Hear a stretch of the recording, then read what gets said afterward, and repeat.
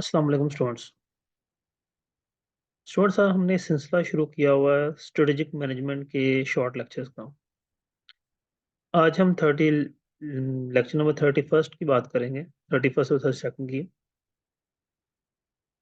ये basically strategy implementation पे है। प्रीवियस लेक्चर्स में हमने स्ट्रेटेजी फार्मूलेशन पे बात की कि स्ट्रेटेजी बनाई कैसे जाती है, किस तरह बनाई जाती है, किन किन चीज़ों को मद्देनजर रखा जाता है। कुछ मैट्रिसेस की बात की, यानी कि मुख्तलिफ सिनेरियो से हमने देखा कि हम स्ट्रेटेजी किस तरह फॉर्मुलेट कर सकते हैं। आज हम स्टार्ट करेंगे, ये अगले हमारे 5 लेसन जो हैं स्ट्रेटेजी इम्प्लीमेंटेशन पे हैं। बाकी अगले काफ़ी लेसन हैं, लेकिन उसके बाद सेगमेंटेशन आ जाती है, वो फिर आगे देखेंगे। फिलहाल जो 5 लेक्चर्स हैं ये स्ट्रेटेजी इम्प्लीमेंटेशन पे हैं।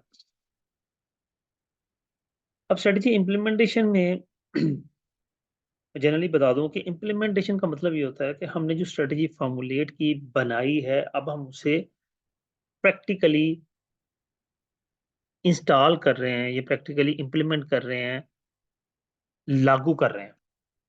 अब लागू करने के बाद हमें पता चलेगा कि अब हमने क्या किया है और किस तरह इसको हम लागू करेंगे, ये भी चीज़ें हम यहाँ पे देखेंगे। क्योंकि स्ट्रैटेजी बना ली है, एक अच्छी स्ट्रैटेजी हर चीज़ को मद्देनज़र रखते हुए हमने बना ली है, तो अब हम इम्प्लीमेंटेशन में लागू करने की तरफ जाएँगे कि किस तरह उसको लागू करना है।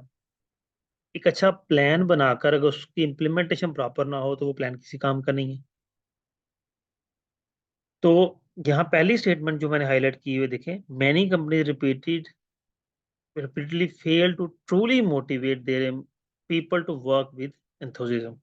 मैं अगर बात जनरल सी बात उसने से कही कि जब स्ट्रेटजी इंप्लीमेंट हो रही होती है, तो ये एक उसने एग्जांपल के तौर पर दिया कि कुछ स्ट्रेटजी इस तरह की थी कि वो अपने लोगों को मोटिवेट नहीं कर सके बेहतर तरीके से। आगे बात है, many company have strategies but according to recent studies between 70 to 90% organisations that have formulated strategy fail to execute them. वो फॉर्मुलेट तो कर लेते हैं 90% ऑर्गेनाइजेशंस, लेकिन वो फेल हो जाती हैं एग्जीक्यूट करते हुए, यानी कि इम्प्लीमेंट करते हुए। आगे उसने कहा, in another study times 1000 companies, 1000 company में स्टडी किया गया, तो 80% of directors said that they had right strategies but only 14% thought they were implementing them. 80% directors ने ये कहा कि हमारे पास राइट स्ट्रेटजीज मौजूद है, लेकिन सिर्फ 14% ने ये कहा कि हम मुझे सक्सेसफुली इम्प्लीमेंट कर पाए। अब यहाँ पे कुछ एग्जांपल्स मौजूद हैं कि strategy formulation and positioning forces before the action. Strategy implementation क्या है? Is managing forces during action. हम फोर्सेस को पोजीशन करते हैं और फिर उनको मैनेज करते हैं इम्प्लीमेंटेशन में। फॉर्मुलेट में क्या है? हम फोकस ऑन इफेक्टिवनेस, और इम्प्लीमेंटेशन में फोकस ऑन एफिशिएंसी। फॉर्मुलेशन में क्या है? इंटेलेक्चुअल प्रोसेस होता है ये, और इम्प्लीमेंटेशन में क्या है? ये ऑपरेशनल प्रोसेस है। फॉर्मुलेशन इंट्यूटिव और एनालिटिकल स्किल्स होती हैं, यानी कि मेंटल एबिलिटी जिसे कहेंगे। इम्प्लीमेंटेशन में स्पेशल मोटिवेशन और लीडरशिप स्किल्स होती हैं। Formulation requires coordination among few individuals, यानी कुछ इंडिविजुअल्स मिलकर फॉर्मुलेट करते हैं, लेकिन इम्प्लीमेंटेशन में पूरी कंपनी इन्वॉल्व होती है, हर बंदा इन्वॉल्व होता है। ठीक हो गया, आगे चलेंगे। फिर बात करता है, it is that divisional and functional managers be involved as much as possible in strategy implementation activities। Sorry, हाँ, फंक्शनल और डिविजनल जो मैनेजर्स हैं वो स्ट्रेटजी फॉर्मुलेशन में यानी कि इन्वॉल्व होते हैं। Of equal importance, strategy should be involve as much as possible strategy implementation activities, क्योंकि वो स्ट्रेटजी फॉर्मुलेशन में भी इन्वॉल्व हैं, तो उसी हिसाब से स्ट्रेटजी इंप्लीमेंटेशन एक्टिविटीज में भी इन्वॉल्व होते हैं। अब स्ट्रेटजी इंप्लीमेंटेशन में क्या चीजें आएंगी? Annual objectives, devising policies, allocating resources. ये मुख्तलिफ नाम है, इसलिए हाईलाइट किए हैं कि इनको एक दफा लाजमी देख लीजिएगा कि अगर एमसीक्यूज में आए कि किसी एनुअल ऑब्जेक्टिव के बारे में पूछे कि ये एनुअल ऑब्जेक्टिव है कि नहीं, या किस पे स्ट्रेटजी इंप्लीमेंटेशन हो सकती है, या स्ट्रेटजी इंप्लीमेंटेशन में कौन सी चीज मद्देनजर रखी जाती है या नहीं, कुछ इस तरह के एमसीक्यूज अक्सर आते हैं। उसके बाद एक, हम एनुअल ऑब्जेक्टिव्स की अगर बात करें तो दो तरह के हमारे पास ऑब्जेक्टिव होते हैं, एक कॉर्पोरेट लेवल के होते हैं, एक फंक्शनल लेवल के होते हैं। कॉर्पोरेट लेवल के ऑब्जेक्टिव्स में these are objectives that concern the business और ऑर्गेनाइजेशन एज ए होल। और फंक्शन लेवल में specific objective for marketing activity, मतलब बात करने का किसी खास एक्टिविटी के साथ, फंक्शन, किसी खास बिजनेस पोर्शन के लिए जो ऑब्जेक्टिव्स होंगे वो फंक्शन लेवल होंगे, और जो ओवरऑल ऑर्गेनाइजेशन के लिए होंगे वो कॉर्पोरेट लेवल होंगे। आगे एक स्मार्ट क्राइटेरिया का नाम अक्सर यूज किया जाता है कि ये मतलब बात करने का कि स्ट्रेटजी इंप्लीमेंटेशन में जी स्मार्टली इंप्लीमेंट करें। तो स्मार्ट क्राइटेरिया क्या है? स्मार्ट में होता है कि ऑब्जेक्टिव्स जो हैं वो स्पेसिफिक होने चाहिए, यानी कि ऑब्जेक्टिव बनाते हुए स्मार्ट क्राइटेरिया क्या होता है? स्पेसिफिक, मेजरेबल, अचीवेबल, रेलिवेंट और टाइम बाउंड। पांचों नाम अपने मीनिंग खुद बता रहे हैं, इसलिए मैंने तफसील से बात नहीं की। आगे बात करेंगे, represent the basic allocating resources are the primary mechanism for. अच्छा, जो चीज मैं बीच में छोड़ रहा हूँ ना, ये ऐसा एग्जांपल्स हैं तो इतना जरूरी नहीं है ना, इसमें कोई खास चीज थी इसलिए मैंने उनको हाईलाइट नहीं किया। खैर, annual objectives serve as guidance for action, directing and channeling efforts and activities of organization members। क्या बात कर रहे हैं कि एनुअल ऑब्जेक्टिव्स जो हैं वो सर्व करते हैं गाइडलाइंस फॉर एक्शंस, यानी कि को काम किया, कैसे किया, कितनी एफर्ट लगी, किस तरह के एक्टिविटीज इन्वॉल्व हुई, ये सारी चीजें एनुअल ऑब्जेक्टिव्स में आती हैं। उसके बाद क्या एनुअल ऑब्जेक्टिव्स होंगे? Profitability, growth, market share, geographical area, customer groups, product are common in organisation. ये मोस्टली जो ऑब्जेक्टिव्स हैं ये हर मोस्टली ऑर्गेनाइजेशन में कॉमन होते हैं। मतलब यहाँ पर उसने कुछ ऑब्जेक्टिव्स के नाम बताया और कहा कि ये मोस्टली ऑर्गेनाइजेशन में, आगे भी कुछ ऑर्गेनाइजेशन एनुअल ऑब्जेक्टिव्स का नाम बता रहा है। अब हम करेंगे बात पॉलिसीज की। पॉलिसीज होती हैं ऑब्जेक्टिव्स को अचीव करने के लिए। अच्छा, मैं अब थोड़ा सा बता दूं, गोल्स और ऑब्जेक्टिव्स आपस में इंटरलिंक्ड होते हैं। ऑब्जेक्टिव गोल्स जो हैं वो लॉन्ग टर्म होते हैं, सॉरी, गोल्स लॉन्ग टर्म होते हैं और ऑब्जेक्टिव थोड़े से शॉर्ट टर्म होते हैं।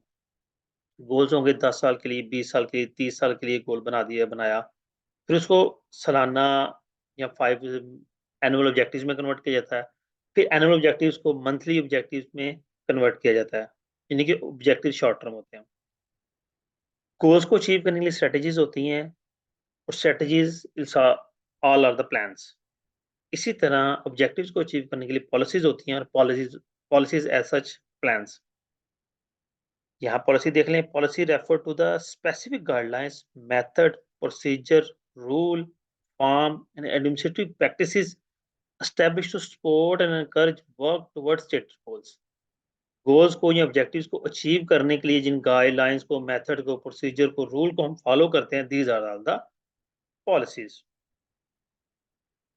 जी, नेक्स्ट है जी रिसोर्स एलोकेशन।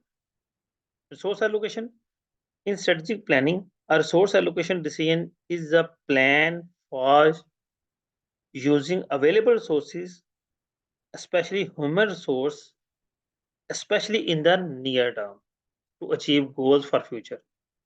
चलें इसको जरा सा आसान कर लेते हैं। रिसोर्स एलोकेशन बेसिकली क्या है?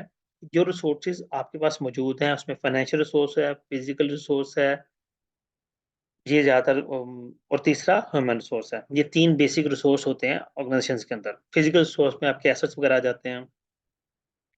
उन रिसोर्सेज को एलोकेट करना according to the plans, according to the strategies to achieve the desired goals and objectives. तो उन रिसोर्सेज को एलोकेट करना, अब रिसोर्सेज की एलोकेशन बहुत मायने रखती है। अगर रिसोर्सेज प्रॉपर एलोकेट नहीं हुए तो काम नहीं हो पाता। अब एक ह्यूमन रिसोर्स की बात कर लेते हैं कि एक जगह पे, एक डिपार्टमेंट में 4 लोगों की गुंजाइश है, एक डिपार्टमेंट में 8 लोगों की जरूरत है, और आप दोनों में 6-6 लोग रख दें तो प्रॉपर काम नहीं हो पाएगा। जहाँ जरूरत 4 लोगों की है वहाँ 6 लोग होंगे तो काम जल्दी हो जाएगा, लेकिन जहाँ जरूरत 8 लोगों की है वहाँ 6 लोग होंगे तो काम का जो प्रोसीजर है वो स्लो हो जाएगा। फिर हम बात करेंगे, organisations have at least 4 type of resources that can be used to achieve desired objectives.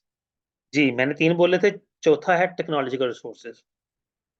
Okay, अब इनको चारों को ज़हन में रखिएगा, ये भी एक आपका एमसीक्यूज़ है कि वो क्या है, 4 नाम दे के इनमें से कौन-सा रिसोर्स ऑर्गेनाइजेशन रिसोर्स है, या 3 इनमें से दे के चौथा कोर दे के तो कहेगा इनमें से कौन-सा ऑर्गेनाइजेशन रिसोर्स नहीं है। ठीक है? इस तरह से एमसीक्यूज़ बनते हैं और कोई एज़ सच कोई रॉकेट साइंस नहीं होती।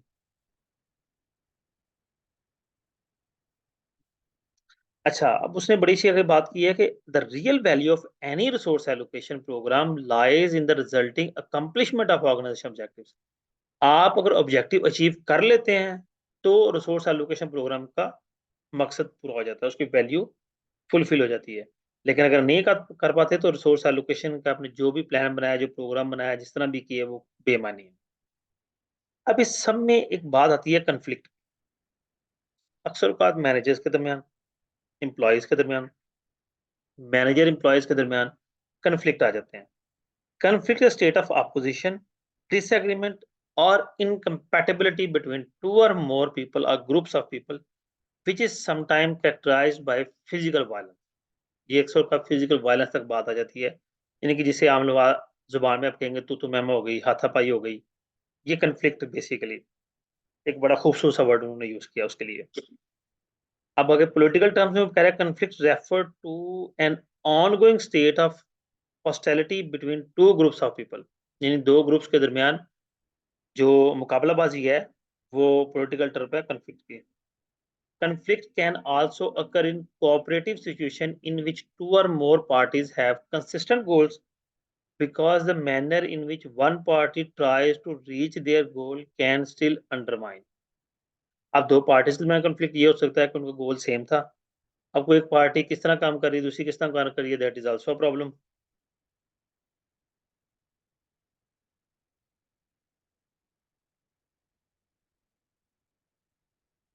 आगे बात करते हैं। अब कॉन्फ्लिक्ट की वो टाइप्स बता रहा है। कॉन्फ्लिक्ट कौन-कौन से हैं? इंट्रापर्सनल कॉन्फ्लिक्ट,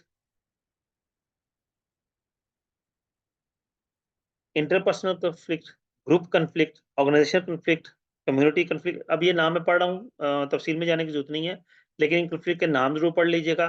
तो एमसीक्यू ये शॉर्ट क्वेश्चन आपको आ सकता है कि टाइप्स ऑफ कॉन्फ्लिक्ट के नाम लिखें।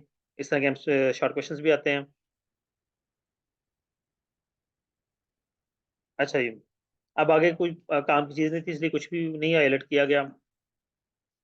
जी स्टूडेंट्स, ये हमारे लेक्चर नंबर 31 और 32 था। उम्मीद करता हूँ आपको अच्छे तरीके से समझ आ गई होगी, ठीक है? और वीडियो आपके लिए बेनिफिशियल होगी। अपना बहुत सा ख्याल रखिएगा। अल्लाह हाफ़िज़।